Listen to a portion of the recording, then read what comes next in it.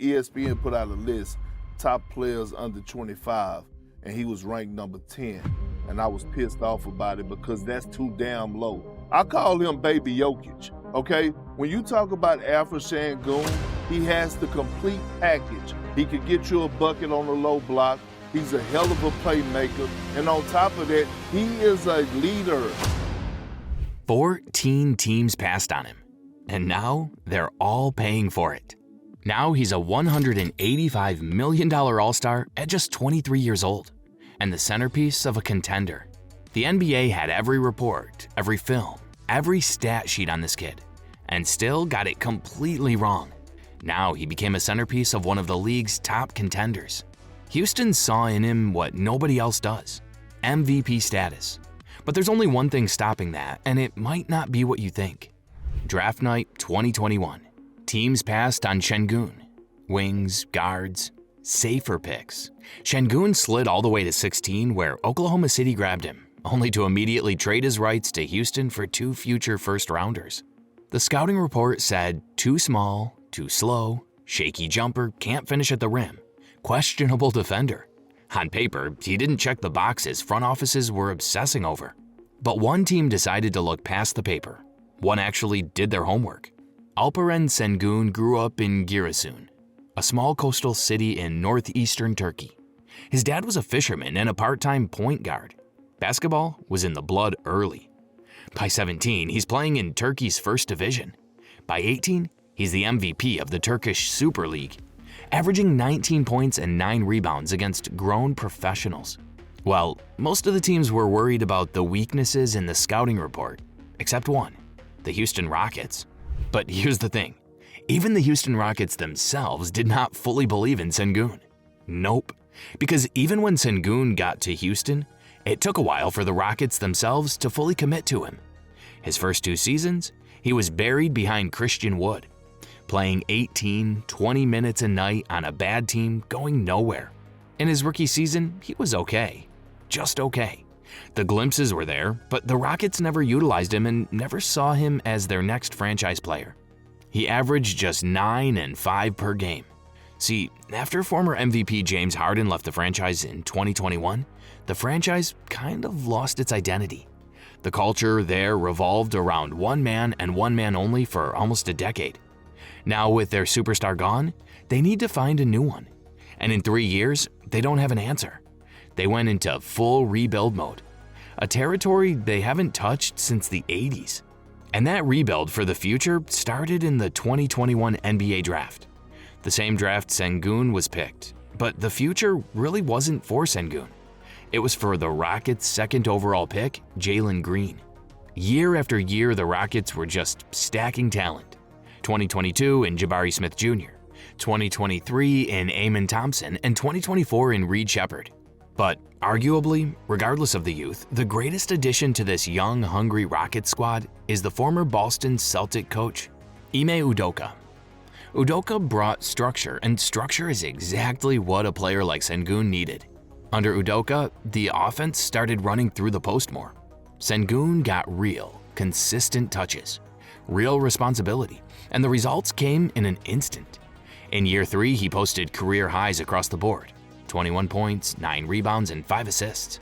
Here's the thing nobody wants to admit. Şengün's breakout wasn't luck. It wasn't the system. It was always there.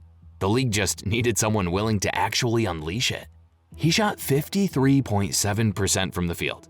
He was one of only 6 players in the entire league to average at least 20 points, 9 rebounds, and 5 assists that season.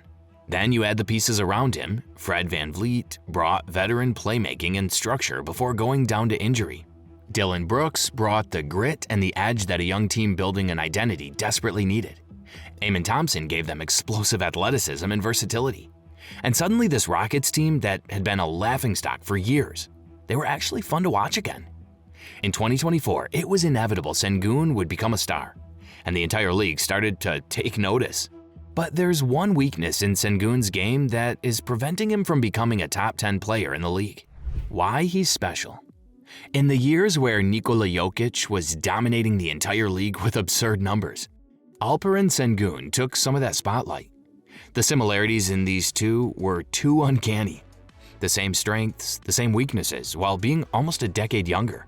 But what exactly made Sengun special? And what did those 14 other teams miss while scouting Sengun? Well, what they missed, what they completely whiffed on, was feel. Alperen Şengün has a feel for the game that you just cannot teach. And nowhere does that show up more than in his passing. He's 6'11", operating like a point guard out of the post. We're talking pocket passes in traffic, skip passes to the corner before the defense even rotates. He finds angles that guards miss entirely.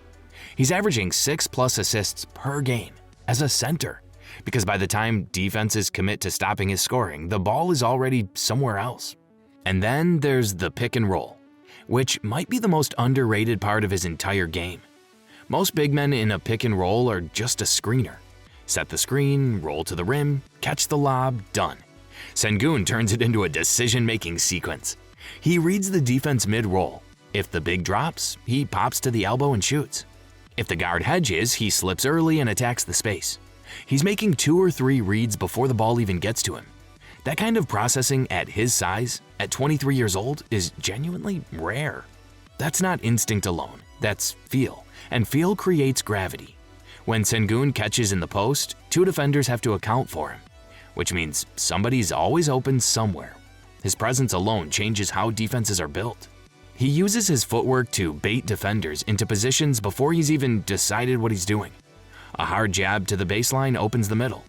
A slow back down suddenly becomes an explosive spin.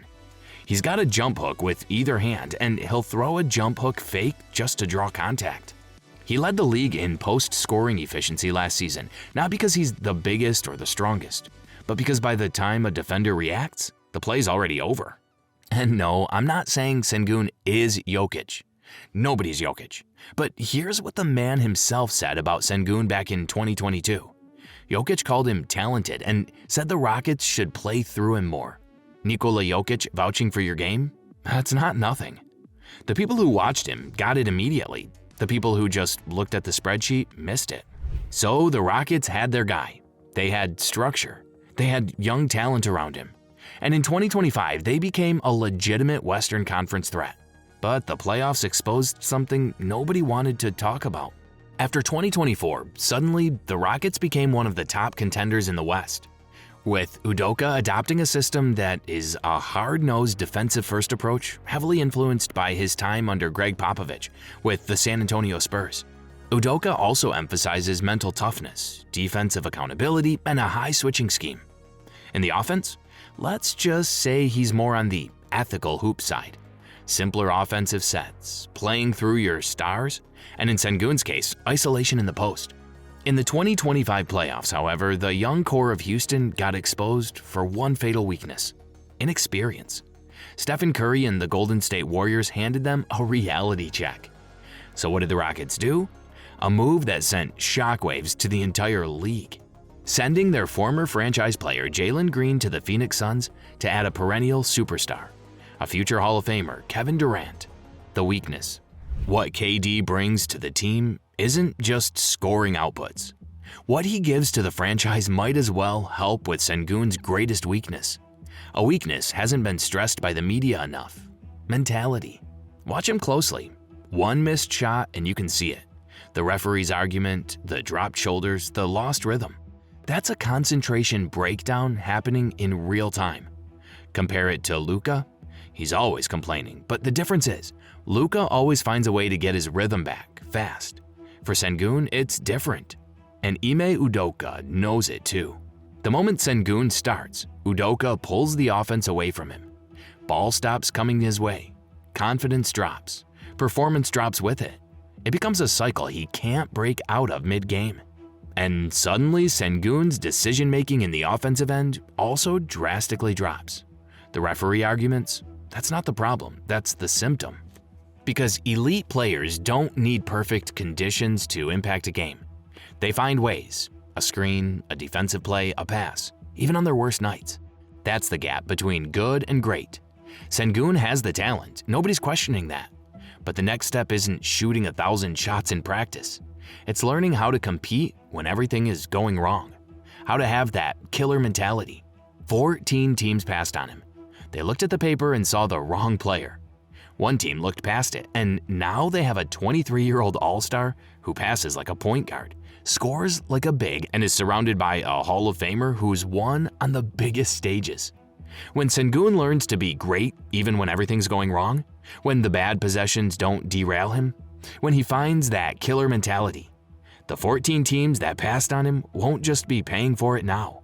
They'll be paying for it for the next decade.